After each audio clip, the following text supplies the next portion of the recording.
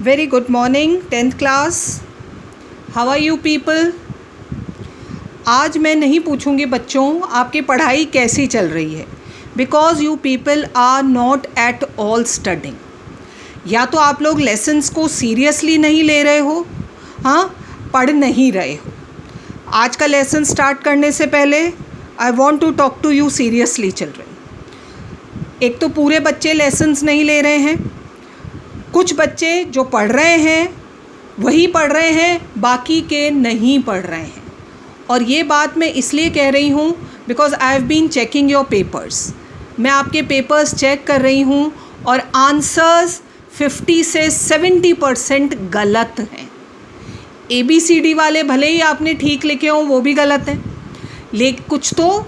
लेकिन जो long answers आपको ब्रीफ में 2 मार्क्स के आंसर्स मैंने दिए थे, most of the children have given me wrong. मैं फिर कह रही हूँ बच्चों, आपने गलत आंसर्स लिखे हैं. आई डोंट नो आप कहाँ से आंसर्स ले रहे हो. नेट वाले आंसर्स नहीं लेने हैं. आपके सामने आपकी बुक्स हैं. All matter is given in your books. सब कुछ आपकी बुक में दिया हुआ है, आपको वही लिखना है. आप या नेट पे से जो आंसर्स लेते हो उसके मार्क्स आपको बोर्ड में नहीं मिलेंगे. मैं फिर कह रही हूँ बच्चों, बोर्ड में आपको उन्हीं आंसर्स के मार्क्स मिलेंगे जो आपने बुक में से लिए हैं. Let me discuss. First question जो था वो था अबाउट कंजर्वेटिव रेजाइम्स. कितने मार्क्स का था बच्चों? 2 मार्क्स का. ज़्यादातर बच्चों ने एक वर्ड में आंसर दिया है, ऑटोक्रेटिक. आपको लगता है 10th में एक वर्ड के लिए आपको 2 मार्क्स मिलेंगे? You need to write at least a paragraph. 2 marks का क्वेश्चन 30 to 80 वर्ड्स होता है. एक वर्ड के आपको कितने मार्क्स मिल जाएंगे? उसके बाद ठीक है, वो सॉइल वाला most of you have given me right. एक क्वेश्चन और था, liberalism in political and economic sphere. हमारी बुक में बहुत अच्छे से दोनों चीज़ें दी हुई है, पॉलिटिकल भी दी हुई है और इकोनॉमिक भी दी हुई है. कुछ बच्चों ने सिर्फ इकोनॉमिक स्फीयर मेंशन किया है और पॉलिटिकल गायब कर दिया. ऑफ कोर्स जिन्होंने पॉलिटिकल लिखा है उन्हें मार्क्स मिले हैं. कुछ हैं बच्चे, I mention their names just now, जिनके मैंने पेपर्स चेक किए हैं और मुझे सही आंसर्स मिले हैं. सबसे बड़ी मिस्टेक जो आप बच्चों ने करी है वो है last question, world development report. बहुत क्लियरली हमारी बुक में, इकोनॉमिक्स की बुक में, a paragraph is given there of world development report. बहुत क्लियर पैराग्राफ दिया हुआ है. पहली बात तो ज़्यादातर बच्चों ने गलत लिखा है आंसर और सेम है. इसका मतलब सबने नेट पर से उतारा है. और फिर मैं कह रही हूँ आंसर गलत है क्योंकि वो बुक हमारी बुक में नहीं है answer. I will post that answer in the group. वो पढ़ना आप क्या आंसर है. हाँ, 10th class, take it seriously. फिर वापस रिपीट कर रही हूँ मैं बात, बुक में जो है matter that you have to write as an answer. आप नेट से कहीं भी गूगल कर लो आंसर्स को, बोर्ड में 0 मिलेगा. बोर्ड वाले अपनी NCERT की किताब का आंसर लेंगे.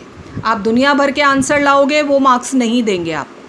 फिर कह रही हूँ मार्क्स नहीं मिलेंगे. हाँ, I know you people are very smart.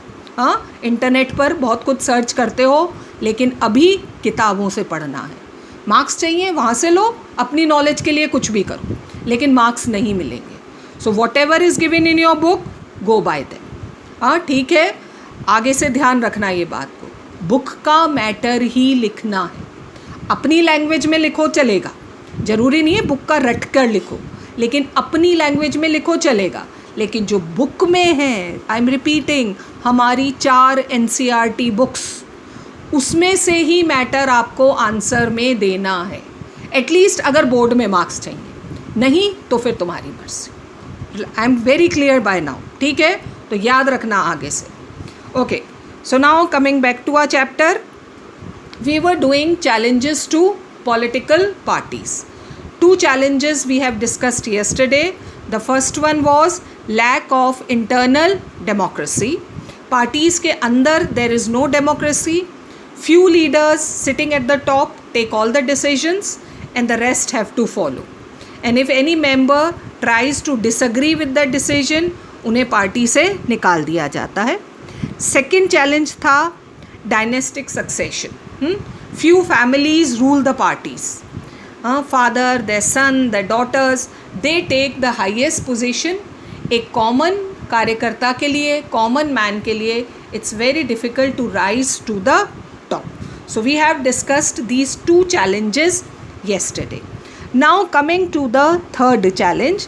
The third challenge faced by political party is the growing role of money and muscle power. बहुत common challenge. आप रोज टीवी पर भी ये बात देख सकते हो. Role of money, importance of money. हम कोई भी डिनाई नहीं कर सकता कि मनी कितना इम्पोर्टेंट है लाइफ के लिए, और वही इन पॉलिटिकल पार्टीज़ में होता जा रहा है. The people with money, the candidates with money, they get the ticket at the time of election. Muscle power से यहाँ मतलब है वो जो बड़े बड़े दबंग बाहुबली नेता हैं, उनका जोर बढ़ता जा रहा है पार्टीज़ में. और अगर कोई एक कॉमन मैन, सिंपल मैन, जिसने ईयर्स तक पार्टी के लिए डेडिकेशन दिया हो लेकिन उनकी कोई वैल्यू नहीं है. This is role of money and muscle power, especially during elections, since parties are focused only on winning elections. Parties को सिर्फ इलेक्शन जीतने से मतलब होता है. कैसे जीतेंगे उन्हें कोई मतलब नहीं. They want only those candidates to stand in election who can guarantee a win. वो पैसे के बूते पर हो, मसल पार, दादागिरी से हो, but they want their candidates to win. They tend to nominate those candidates who have or can raise lots of money. Role of money कितना बढ़ता जा रहा है. As though election commission has decided a limit, लेकिन उस limit को कौन मानता है. Crores of rupees, we know, crores of rupees are being spent on elections. और parties भी उन्हीं को nominate करती है candidates को who have or can raise lots of money. Rich people and companies who give funds to the parties tend to have influence on the policies. These big industrialists at the time of elections, जिसे हम चंदा कहते हैं, donations देती हैं to the parties at the time of election. And when the parties win election, फिर वो उन्हीं industrialist के favor में policies बनाती. Influence on the policies and decision of the party. In some cases, parties support criminals also. If you check out, if you have time any day, एक बार check करना how many criminals are sitting in parliament. हमारे कितने member of parliament हैं जिनके खिलाफ criminal cases चल रहे हैं. You will be shocked. आपको इतना आश्चर्य होगा कि जो भी वहाँ 100% MPs हैं, I think 70 से 75% MPs ऐसे हैं जिनके अगेंस्ट में क्रिमिनल केसेस चल रहे हैं. सो क्राइम इसीलिए इंक्रीज हो रहा है. Democrats all over the world are worried about the increasing role of rich people and big companies in democratic politics. और इसीलिए डेमोक्रेट्स आर वरीड. ये जो इतना क्राइम बढ़ता जा रहा है ना, one cause is this, that criminal minded people are coming in politics because they want power, that muscle power वो चाहिए उनको, इसलिए वो politics में आ रहे हैं. So this is the increasing role of money and muscle power. एक common man, एक अच्छा आदमी चाहकर भी इलेक्शन नहीं लड़ सकता. पहली बात तो उसके पास मनी नहीं है. हाँ, अगर वो किसी तरह से थोड़ा बहुत अरेंज कर भी लेता है तो दूसरे जो अल्ट्रा रिच कैंडिडेट्स हैं वो कहीं ना कहीं अपने पैसे के बल पर वोटर्स को इन्फ्लुएंस करते हैं, या तो अपनी मसल पार, वो जो दबंग है वो उससे अब लोगों के वोट को ले लेते हैं. और एक कॉमन मैन, एक सिंपल पर्सन, एक ऑनेस्ट पर्सन कभी भी इलेक्शन नहीं जीत पाता है. This is role of money and muscle power. And the last challenge, the fourth challenge is that very often parties do not seem to offer a meaningful choice. You know what is the meaning of choice? एक से हटकर दूसरी चीज़, हाँ, ये होती है choice. So just think, do we have choice among parties? कहने को तो इंडिया में हमने पढ़ी थी ना, कितनी पार्टीज़ हैं, मोर देन 750 पार्टीज़. लेकिन is there any ideological difference between them? सिर्फ नाम अलग है उनके, सिंबल अलग है उनके, या और कहेंगे लीडर्स अलग हैं उनके. लेकिन काम करने का तरीका, सोचने का तरीका बिल्कुल सेम है. So there is no choice for the voters. एक पार्टी छोड़कर अगर दूसरी पार्टी के फेवर में वो वोट भी करते हैं तो भी क्या होगा, same type of leaders. So that is no meaningful choice for the voters. In order to offer meaningful choice, parties must be significantly different. Ideologically, functioning अलग होना चाहिए, policies different होनी चाहिए. लेकिन ये सब धीरे धीरे ख़त्म होता जा रहा है. In recent years, there has been a decline in the ideological differences. विचारधारा सबकी एक सी होती जा रही है. I'll give you an example. Different ideology कैसे हो सकती है बच्चों, है ना?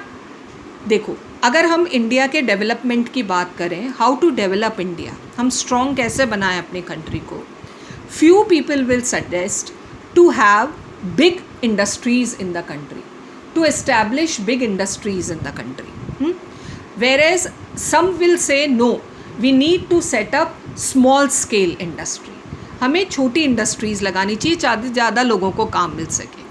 हुई ना आइडियोलॉजिकल डिफरेंस, कुछ बड़ी इंडस्ट्रीज़ के फेवर में, कुछ छोटी इंडस्ट्रीज़ के फेवर में, हाँ, कुछ इंडस्ट्रीज़ के फेवर में, कुछ एग्रीकल्चर के फेवर में. ये होता है difference of views.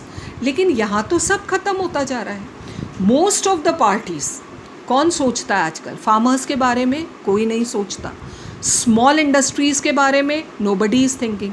Everybody is concerned about those big industries, big factories, जहाँ पर प्रोडक्शन हो सके, हाँ, और प्रॉफिट कमाया जा सके. कॉमन मैन के बारे में कोई नहीं सोच रहा है. तो this is that lack of ideology. Most of the parties are following same ideologies, same form of system. So there is no ideological difference among parties in most parts of the world. And children, it's not only about India, it's about the world. Everybody, everywhere, all the countries, same ideologies. For example, see, another it's given here, the difference between the Labour Party and the Conservative Party in Britain is very little. Like in India, we have two major parties, Congress and BJP. In the same way, in England we have read, it is two party system. तो दो parties कौन है? Labour party and conservative party. Labour party supports, जैसा नाम से clear है, labour class, and conservative party use to support the rich aristocratic industrialist class. Conservative party के खिलाफ ही लेबर पार्टी सेट हुई थी. लेकिन अगर आज हम दोनों की फंक्शनिंग देखें तो नाम तो ज़रूर है लेबर पार्टी, लेकिन ऑफ कोर्स फेवर किसको करते हैं? इंडस्ट्रियलिस्ट. वही ऊपर वाला challenge, money, money and muscle power. तो सिर्फ नेम का डिफरेंस है, आइडियोलॉजीज सेम हो गई हैं सबकी. They agree on more fundamental aspects but differ only in details on how policies are to be framed and implemented. Everybody is working, every party is favoring the industrialist class, the rich class. In our country too, the difference among all the major parties on the economic policies have reduced, and same thing is in our India also. Who's thinking about those small people?